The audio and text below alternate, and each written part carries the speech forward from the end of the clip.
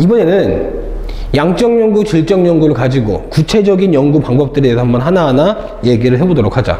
자, 크게 보면 연구 방법은 총 5가지 정도 분류될 수가 있는데, 자,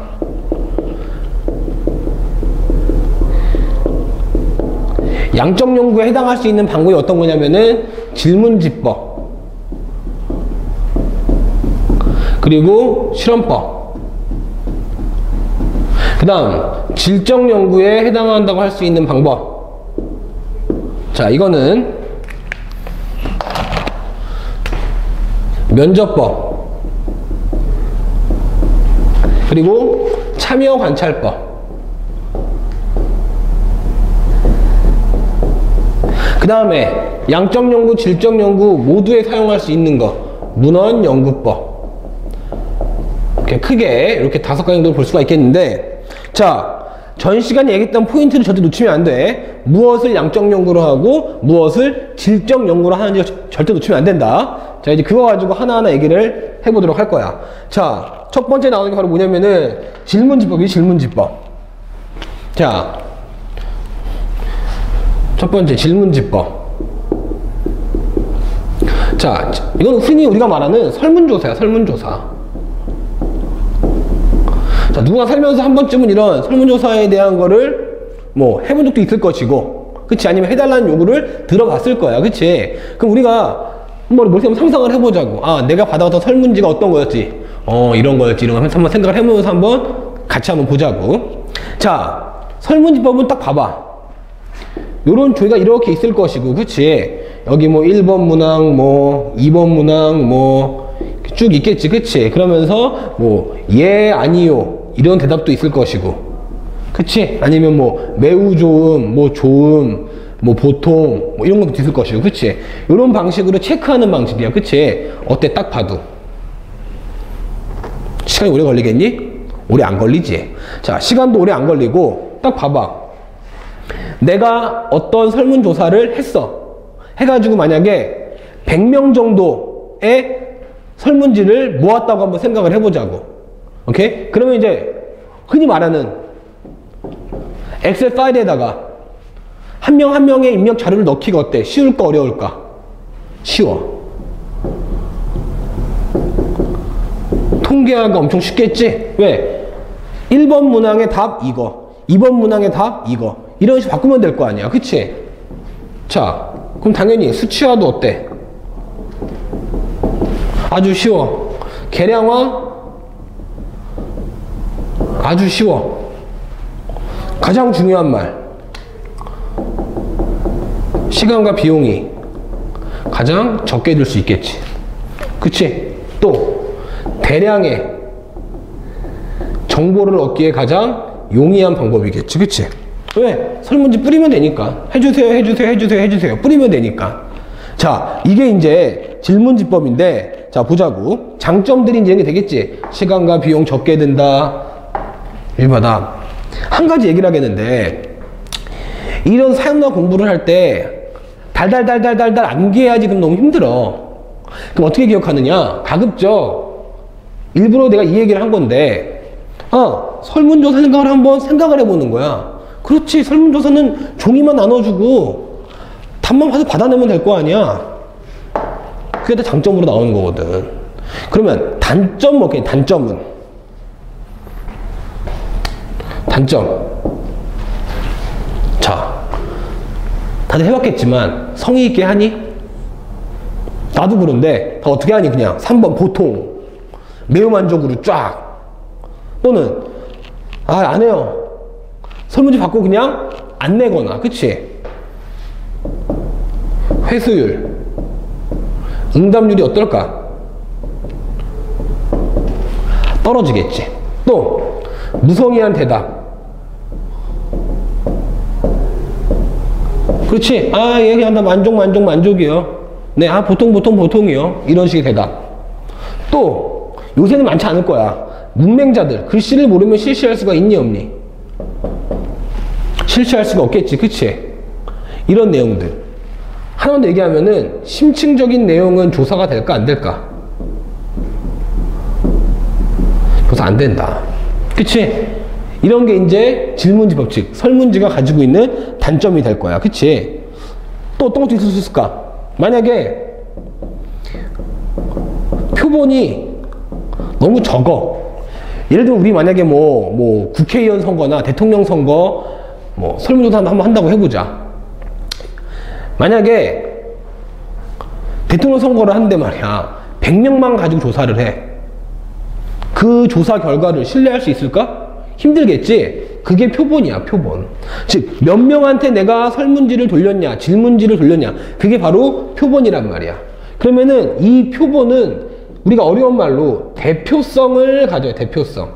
자, 대표성이라고 하는 거는 숫자도 충분해야 되는 거고, 그치? 그 다음에 모든 사람들이 다 포함되어 있어야 돼, 대부분. 이게 무슨 말이냐? 만약에 우리 학교 급식에 대한 만족도 조사를 한번 한다고 해보자고. 그러면은 1, 2, 3학년 그리고 성별 다 고려해서 해야겠지. 근데 만약에 1학년 일반 애들한테만 급식 만족도에 대한 조사를 해봐. 결과를 신뢰할 수 있을까? 없겠지. 그래서 이 대표성 확보가 되게 쉽지 않은 게 또 질문지법이 될 거야. 시험 문제에서는 항상 이 질문지법을 두고는 장단점을 물어볼 때 꼭 나와 이거. 대표성이 있느냐 없느냐. 그럼 결과는 뭐다?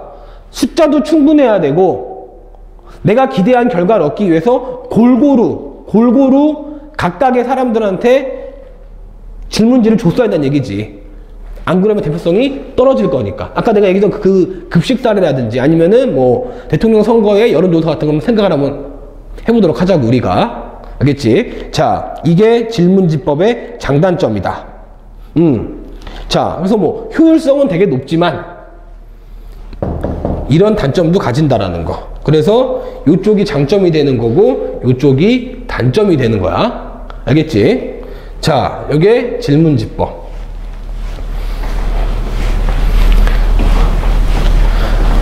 자, 그 다음은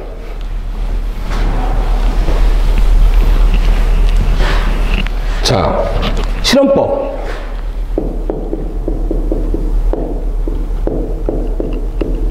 자, 이걸 얘기하려면은 먼저 알아둬야 될 개념이 있어. 변수, 독립변수,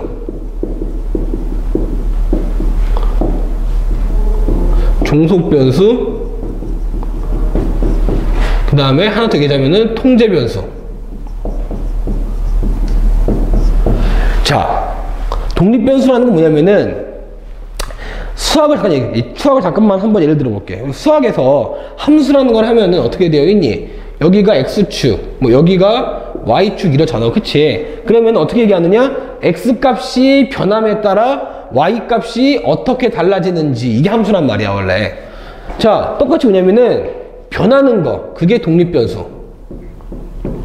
그 다음에 x값에 따라 달라지는 y값, 이게 종속변수. 괜히 어려운 거 같지, 그치? 자, 미안한데 좀 더 쉽게 한번 얘기해볼까? 이게 더 정확한 개념이긴 한데,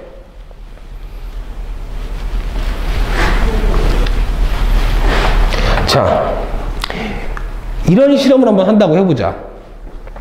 1학년 1반과 1학년 2반이 있어. 그런데 이번에 A라는 선생님이 만약에 나는 앞으로 수업 시간에 영상 자료를 좀 많이 활용을 해야겠다. 그래서 그럼 대체 이 영상 자료가 뭐 동영상이 됐건 사진이 됐건 이런 것들, 이게 학생들의 학업, 즉 공부에 얼마나 영향을 끼치는가, 그걸 한번 확인해보고 싶은 거야. 그래서 선생님이 어떻게 하느냐? 1반, 2반 이렇게 있으면은 어떤 실험을 할까? 예를 들어서 1반한테는 영상 자료를 계속 보여주는 거야. 동영상, 비디오, 영화, 뭐 사진 이런 거 막 보여줘. 그러면은 2반에는 보여줘야 돼, 안 보여줘야 돼? 안 보여줘야겠지. 그치? 얘한테 안 보여줘야 돼, 2반에는. 2반에 보여주면 안 돼. 왜? 효과가 있는지 없는지 확인하려면 어떻게 해야 될까? 한쪽에는 자료를 주고 한쪽에 자료를 주지 않아야지만 둘을 비교할 수 있을 거 아니야. 그치? 자, 그럼 이거 가지고 한번 우리가 얘기를 해보자. 자, 이 경우에 독립변수는 뭐가 되는 거냐면은 동영상 자료, 동영상 자료. 즉, 1반과 2반 차이를 준 게 뭐야? 지금 차이를 준 게. 이 연구자가 차이를 준 거는 뭐지? 바로 이 영상이지. 영상 자료를 사용하느냐, 사용하지 않느냐. 그게 지금 이 선생님이 차이를 둔 부분이야. 그치? 맞지? 이걸 우리가 뭐라 부른다? 이거를 독립변수라고 부른다. 그러면 종속변수는 뭐냐? 선생님이 궁극적으로 이 실험을 한 목적이 뭐야? 동영상 자료를 사용했을 때 학생들의 학업 성취도가 어떻게 될지를 지금 알고 싶은 거지. 그러면은 뭐다? 이걸로 기대한 결과, 학생들의 뭐 성적, 뭐 성취도. 아, 어떤 거지? 동영상을 사용했더니 성적이 올랐다더라. 즉, 독립변수 때문에 생겨난 결과. 자, 즉, 쉽게 말하면 얘가 원인이 되는 거고 얘가 결과가 돼야 되는 거야. 이 두 개가 뒤바뀌면 답이 안 되는 거다. 틀리는 거야. 즉, 연구자가 인위적으로 변화를 준 부분, 그걸 뭐라 부른다? 독립변수. 그 준 변화 때문에 나타난 결과를 뭐라 부른다? 종속변수라고 부른다. 그러면 통제변수는 뭐냐? 다른 말은 통제변인이라고도 하는데, 자, 그러면 1반과 2반의 수업을 할 때는 이 동영상 외에는 다른 조건은 다 어떻게 해줘야 돼? 다 똑같이 해줘야겠지. 시간도 똑같이 해줘야 되고, 동영상을 주는 거 외에 나머지 뭐 프린트물 등등 다 똑같이 줘야겠지. 즉, 실험 결과에 영향을 미칠 수 있는 독립변수 이외의 다른 내용은 다 어떻게 통제시켜야 되는 것도 다 여기에 들어간다. 이게 통제변수다. 알겠지? 자, 요걸 이해했으면 이제 거의 쉬워지는 거야. 왜? 나머지 용어들을 보자. 자, 내가 인위적인 조작을 가한 반이 1반이지? 그렇지? 독립변수에 변화를 준 집단이 1반이란 말이야. 그렇지? 얘네를 뭐라 부르는 거야? 실험 집단. 내가 실험을 하는 거니까. 자, 내가 다른 어떤 것도 하면 안 되는 곳 2반이지? 얘네를 뭐라 부르는 거야? 통제 집단. 자, 이렇게 실험을 진행을 해. 어때? 딱 양적 연구지. 왜? 왜 양적 연구야? 법칙 만들려고 하는 거야. 법칙 만들려고. 법칙. 어떤 법칙이야? 어떤 가설일까? 동영상 자료를 수업에 활용했더니 학업 성취도가 올라가더라 라고 하는 그런 걸 확인하기 위해서 지금 이걸 쓰고 있는 거지. 그래서 얘는 뭐가 된다? 실험법은 양적 연구가 된다라는 거야. 자, 그러면은 장점은 뻔하겠네. 뭐겠어? 법칙. 좀 더 한번 살펴볼까? 인과 법칙을 찾아내는데 용이하다. 그치? 변인 간의 변수 간의 관계를 파악하는데 용이하다. 이런 게 장점이 되겠지. 그치? 자, 반대로 단점은 뭘까? 단점은 뭘까? 자, 인간들이 하는 일인데 말이야. 이런 식의 통제가 쉬울까? 자연현상이라면 통제가 쉬울 수 있겠지. 그치? 어떤 실험실을 만들어 놓고 하면 되니까. 근데 통제도 쉽지 않고, 또 사람들은 계속 하는 얘기지만 각자마다 패턴과 생각이 다 다르기 때문에 다 결과가 똑같다고 할 수 없지만 얘를 쓰게 되면은 법칙이 만들어지는 거거든. 여기서 충돌하는 부분이 생기겠지. 이게 이제 뭐야? 실험법의 단점이 될 수 있겠지. 그치? 그래서 지금 두 가지 얘기했어. 뭐지? 양적 연구와 질적 연구의 차이점 얘기하면서 양적 연구의 질문지법과 뭐 얘기했습니까? 실험법. 꼭 기억해야 돼. 두 가지. 그치? 꼭 기억해줘야 되는 부분이다. 자, 그 다음, 이번엔 질적 연구에 대한 얘기를 해보자. 질적 연구. 자, 이건 좀 더 쉬울 수 있어. 좀 쉬울 수 있어. 자, 그리고 이제 대표적인 첫 번째가 뭐냐면은, 자, 면접법. 그리고 또 하나는 참여 관찰법. 자, 말 그대로 면접이란 뭐냐면은, 연구자가 한 명 내지 두 명을 부르는 거야. 우리 아까 얘기했던 거 있잖아. 그 이온. 그 생각을 해보자고, 그 생각을.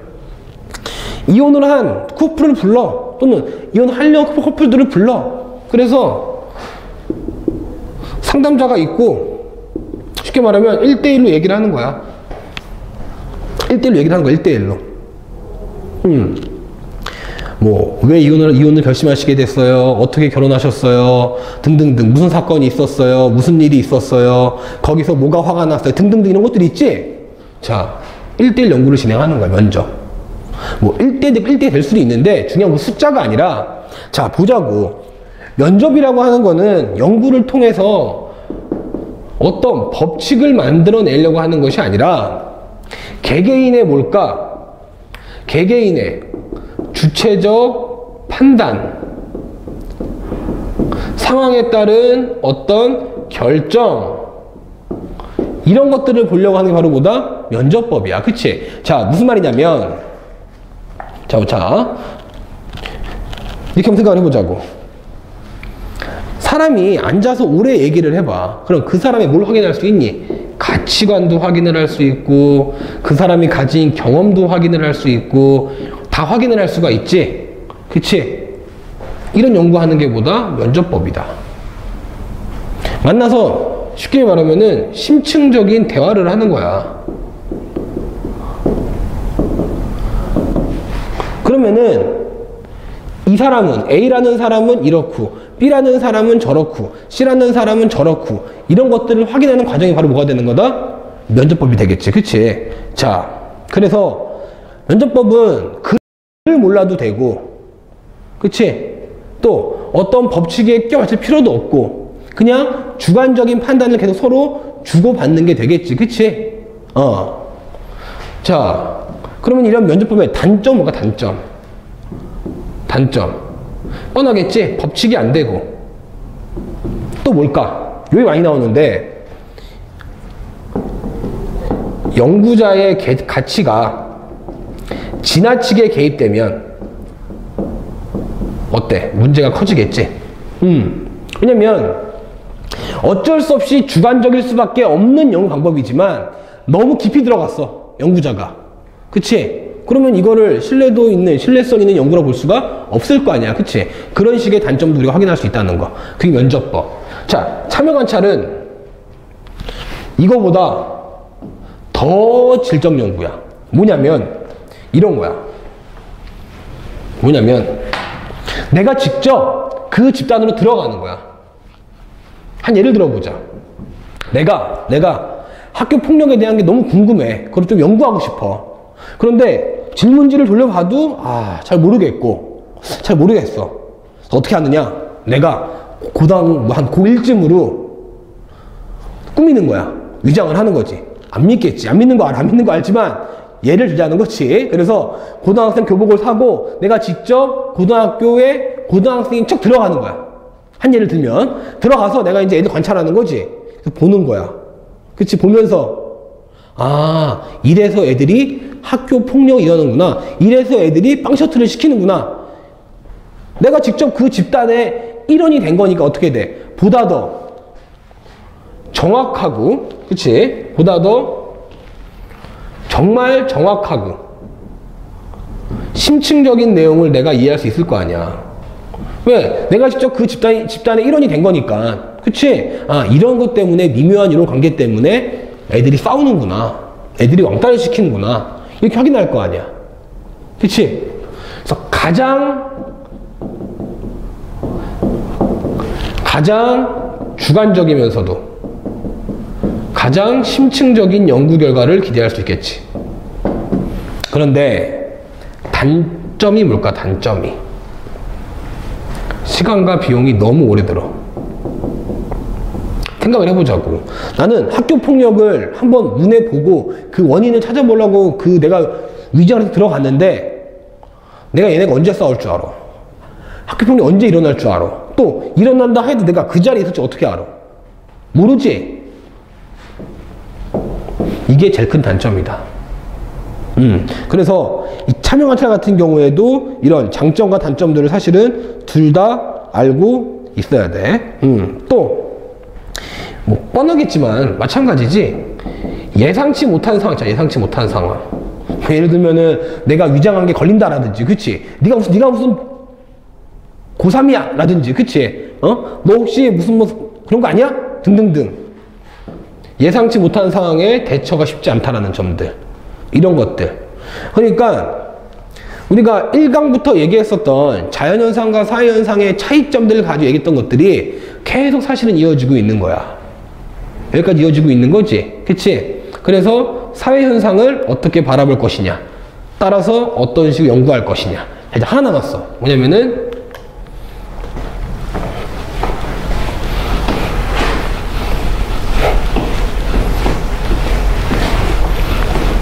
뭘까? 자, 마지막. 자, 문헌연구법. 우리 쉬울 것 같아. 이는 말 그대로 책이나 논문 보는 거야, 논문. 자, 무슨 말이냐면 내가 어떤 거를 연구하고자 마음먹었으면 주먹구구식으로 바로 연구를 들어가니? 그럴 리가 없겠지. 먼저 뭐 할까? 대체 나보다 앞선 사람들은 어떤 식의 연구를 진행했고 또 어떤 연구 결과들이 나와 있는 게 있는 건지, 학교 폭력에 대한 연구에는 어떤 것들이 있고 그 결과에는 어떤 것들이 있으니까 난 여기서 이거를 추가해서 해야지. 아, 내가 하려는 게 이미 나와 있네? 할 필요 없겠네. 등등등. 그치? 즉 문헌연구법은 말이야, 양적, 질적에서 모두 사용할 수 있는 방법이 바로 문헌연구법. 왜? 책 보고 논문 보는 건데 뭐 그게 꼭 양적에만 쓰여야 돼? 질적에만 쓰여야 돼? 그거 아니거든.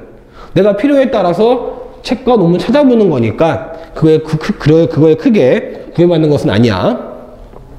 자, 이게 지금 보면은 양적 연구와 질적 연구 각각에 해당하는 질문지법과 실험법, 또 면접법과 참여관찰법, 그리고 둘 다 사용되는 뭐까지 얘기를 했지? 문헌 이렇게 사용을 했지, 얘기를 했지. 마지막으로 중요한 건 뭐냐면 이런 질문들을 해. 그러면 양적 연구가 좋은 거예요? 질적 연구가 좋은 거예요? 멍청한 질문일 것 같아. 왜? 둘 중에 어느 것이 맞다라는 것이 아니라 연구 주제에 따라서 어떤 경우에는 양적을 써야 되고 또 어떤 경우에는 질적을 써야 될 수 있고, 또 뭘까? 필요에 따라서는 같은 연구 주제를 할지라도 양적 연구 방법과 또 하나 질적 방법 두 가지를 어떻게 해? 양적, 질적을 동시에 사용을 해서 상호 보완적 연구가 이루어지는 것이 가장 바람직하다라는 거지. 그치? 즉 둘 중에 둘의 특장점, 장단점을 알아야 돼. 하지만 그렇다고 해서 둘 중에 어느 하나만 연구를 진행하는 것이 아니라 어떻게 해야 된다? 상호 보완적인 관계에서 함께 활용할 수 있는 것이 제일 좋다라는 거겠지. 그치? 자, 이렇게 해서 우리가 사회문화에서 가장 기본이 되는 부분들에 대해서 이제 끝나는 일단락이 된 거야. 이제 그러면은 우리가 실제 사회 연구를 사회문화 현상의 연구를 진행을 할 때 어떤 것을 주의해야 되는지, 또 어떤 자세가 필요한지에 대해서 다음 시간 또 이어서 한번 얘기를 해보도록 하겠습니다.